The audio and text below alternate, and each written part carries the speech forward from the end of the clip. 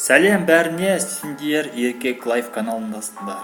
Бүгінгі тақырып бізде қыз қорқыныштан қорқады, бірақ жігіттерге ғашық болады. Сол тақырып. Неге солай? Өйткені ғашық болу мен қорқыныш қыздарға өте жақын әсер.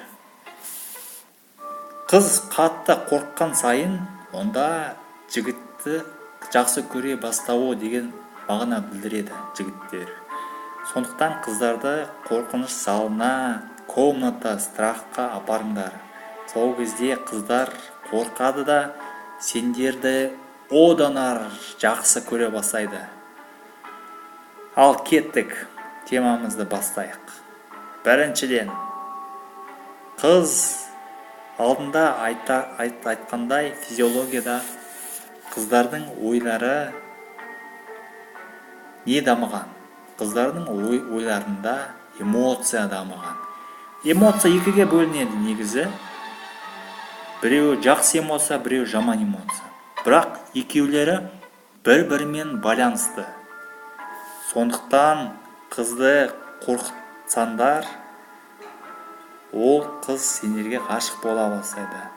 Неге?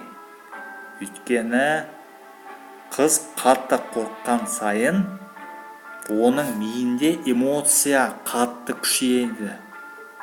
Жақсы эмоция, жаман эмоция бағана айтып кеткендей айырмашылығы жоқ. Ол эмоция қатты эмоция алғанда ол қыз автоматты түрде жігітке ғашық бола бастайды. Сондықтан жігіттер, қызды тез арада ғашық болғызу үшін қорқыныш залына, комната страха, қорқыныш ойындарына қатыстырыңдар. Сол кезде сендердің қыздарың сендерді өте қатты жақсы көре бастайды. Бұл өте қызық нәрсе. Тәжірибе ретінде бәрі сондай көрсетіп тұр. Сондықтан жігіттер, оларды кафеге, қымбат жерлерге отырғызудың қажеті жоқ. Тек пайдалы жақтарын ойлап отырғызыңдар. Кино болсын. Және де айтар кетерім, қызық киноға апарыңдар. Қызық болғанда қандай кино ол деген?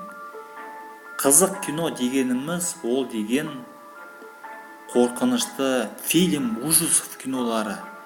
Сондай киноға апарыңдар. Қыз сөзі қатты қорққаннан сендерге жақын болады. Қолдарынан ұстайды, сендерге тақап жап-жақын отырады. Сендерге негізі сол керек. Комедиялар жақсы негізі, бірақ көбінесе қорқыныш фильмдері, фильм ужастары өте қатты әсері болады. Сондықтан жігіттер, фильм ужасқа апарамыз, қызды қорқытамыз. Сөйтіп, сол қызға үйленеміз. Жақсы жігіттер, әлі талай видео лақтырам, қызық көреміз, лайк мұжамыз, подписка жасаймыз.